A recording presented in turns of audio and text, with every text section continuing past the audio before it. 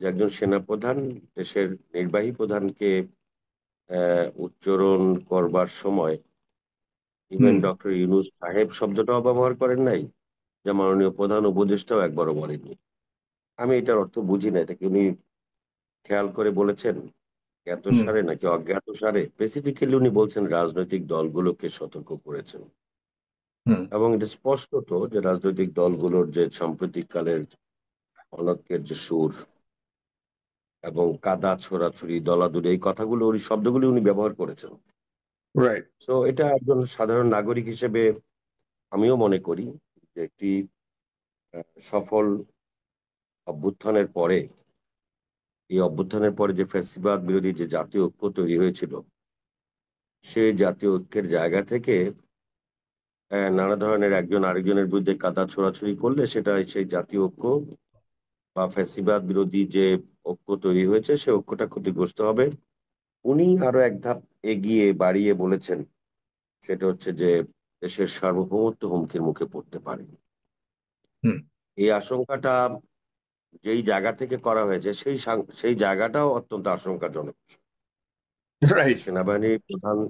সেনাবাহিনীর প্রধান, আমি বলি আপনি বলেন আরেকজন রাজনৈতিক নেতা বলেন সেটা ভিন্ন জিনিস, কিন্তু একেবারে এই প্রেক্ষাপটে পিছনের দিক থেকে যদি মনে করি সবচেয়ে পাওয়ারফুল ম্যান আমি, আমরা যদি চিন্তা করি, মাঝখানে আপনি একটা কথা বলেছেন যে উনি কিন্তু কথা বলার সময় ডক্টর ইউনূস বারবার বলছিলেন। হুম। আপনি যে কথাটা বলে ফেলছিলেন, আমার কাছেও কিন্তু আমিও কিন্তু এটা খেয়াল করেছি যে একজন সেনাপ্রধান দেশের নির্বাহী প্রধানকে উচ্চারণ করবার সময় ইভেন হুম। ডক্টর ইউনূস সাহেব শব্দটাও ব্যবহার করেন নাই, যা মাননীয় প্রধান উপদেষ্টাও একবারও বলেননি। আমি এটার অর্থ বুঝি না। এটা কি উনি খেয়াল করে বলেছেন হুম। জ্ঞাতসারে নাকি অজ্ঞাতসারে? সেটা আমি ঠিক বুঝি নাই।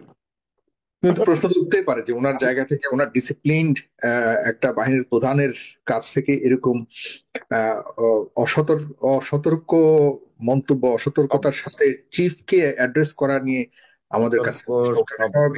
চয়ন করাটা একটু বিব্রতকরই বটে। এক্স্যাক্ট, অনেক যাই হোক, কিছু এখানেও ইঙ্গিত করে। হুম। জি জি।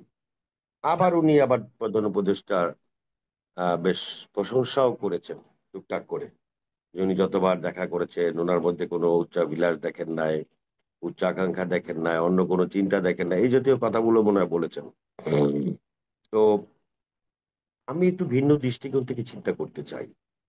এটা হচ্ছে যে এই যে দলাদলি, কাদা ছোড়াছুড়ি, এটাও মনে হয় কোনো একটা মহল থেকে উৎসাহ দেওয়া হচ্ছে এবং সুযোগ দেওয়া হয়েছে। হুম। এই সুযোগ দেওয়া হয়েছে, আমি এটাকে বলবো এরকম যে আপনি দেখেন একটা অন্তর্বর্তীকালীন সরকার ১৯৯০ স্বৈরাচার এরশাদ পতনের পরে তখনও কিন্তু একটা প্রেক্ষাপটে একটি অন্তর্বর্তীকালীন সরকার হয়েছিল। অনেকে এটাকে তত্ত্বাবধায়ক সরকার বলেন, কিন্তু আমি মনে করি সেটা একটা অন্তর্বর্তীকালীন সরকার ছিল। কারণ হুম। তত্ত্বাবধায়ক সরকারের প্রভিশন তখন গঠন আমাদের সংবিধানে ছিল না। ওইটাও একটা অন্তর্বর্তীকালীন সরকার ছিল। তো অন্তর্বর্তীকালীন সরকারের স্বাধীনতার পর থেকে এ পর্যন্ত যতগুলো নির্বাচন হয়েছে, এই নির্বাচনগুলোর মধ্যে সবচাইতে এখনো পর্যন্ত গ্রহণযোগ্য নির্বাচন ৯১ নির্বাচনই আমাদের দেশে স্বীকৃত। অন্যান্য জায়গায় বিভিন্ন কথাবার্তা থাকলেও ওই নির্বাচনটা কিন্তু মানুষ এখনো মনে করে যে সর্বশ্রেষ্ঠ নির্বাচন ছিল। তো স্বৈরাচার এরশাদের জঞ্জাল দূর করে আপনার ৩ মাসের মধ্যে সেই অন্তর্বর্তীকালীন সরকার একটি নির্বাচনের আয়োজন করেছিল, যে নির্বাচনটা আপনার এখনো পর্যন্ত ইতিহাসের সেরা নির্বাচন হিসেবে বিবেচিত। সেই সময়তে এই ধরনের কোনো আওয়াজ তুলেনি, এই ধরনের কাদা ছোড়াছুড়ি হয়নি। সেই সময় তো ৫ দল ছিল, ৭ দল ছিল, ১৫ দল ছিল, জামাত ইসলামী ছিল। আপনার বয়স সম্ভবত আমাদের থেকে অনেক কম। তো আপনি না না মনে থাকলেও অন্তত আপনার জানা আছে বিষয়টা। তো একটা গ্রহণযোগ্য নির্বাচন করার জন্য সর্বোচ্চ সময় কতটুকুন দরকার? আমি যদি ওইটাকে সামনে নিয়ে আসি তাহলে ৩ মাসের মধ্যে একটা ফ্রুটফুল নির্বাচন করা সম্ভব। হুম। এখন এই অন্তর্বর্তীকালীন সরকার আসার পর থেকে এই যে নানা সময়ে নানা বিতর্কের সুযোগ কিন্তু তারা করে দিয়েছে। আমি খুব সোজাসাপটা কথা বুঝি।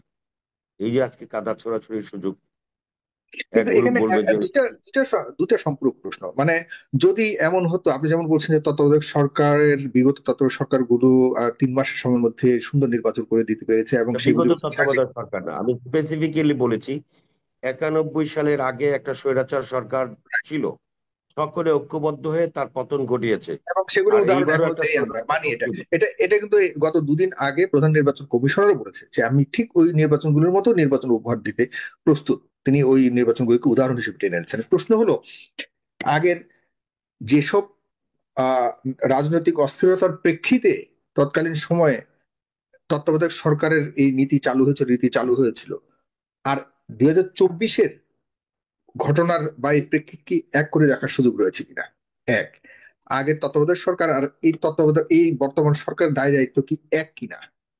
আপনার কি মনে করেন শুধুমাত্র নির্বাচনটা দিলেই সবকিছু সমাধান হয়ে যাবে কিনা? আর পাশাপাশি যদি এই তত্ত্বাবধায়ক বা এই বর্তমান সরকার এতদিন না থেকে শুধুমাত্র একটা ইলেকশন দিয়ে চলে যেতে, তাহলে আপনারা কি বর্তমান পরিস্থিতিকে হ্যান্ডেল করতে পারতেন কিনা? কারণ মানুষ মনে করে বিএনপি ক্ষমতায় যাবে, এবং বিএনপির বর্তমান বিএনপি অস্থিরতার সবচেয়ে বড়, আমি বলি বর্তমান অস্থিরতার সবচেয়ে বড় প্রধান অভিযুক্ত বা অভিযোগের কাঠগড়ায় রয়েছে বিএনপি।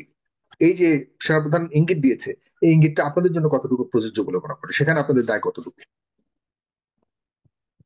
বিষয়টা হচ্ছে, প্রথম বিষয়টা হচ্ছে যে অনির্বাচিত সরকার একটি রাষ্ট্রে বেশি দিন অবস্থান করা গণতন্ত্রের জন্য শুভকর না,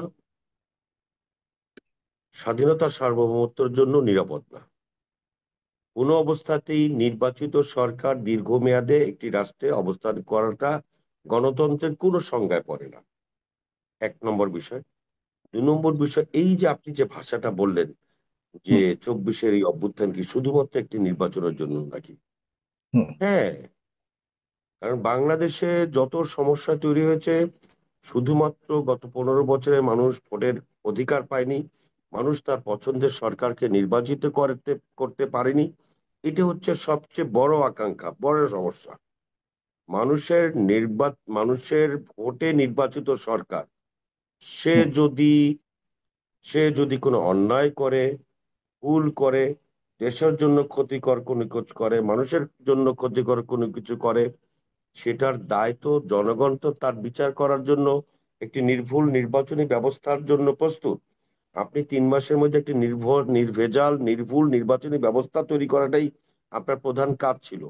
আপনি যদি বলেন যে এই সরকারের অনেক দায়িত্ব ছিল, আমি তাহলে আপনাকে প্রশ্ন করব, গত 6 মাসে এই সরকার সফলতার সঙ্গে কি কি দায়িত্ব পালন করতে পেরেছে?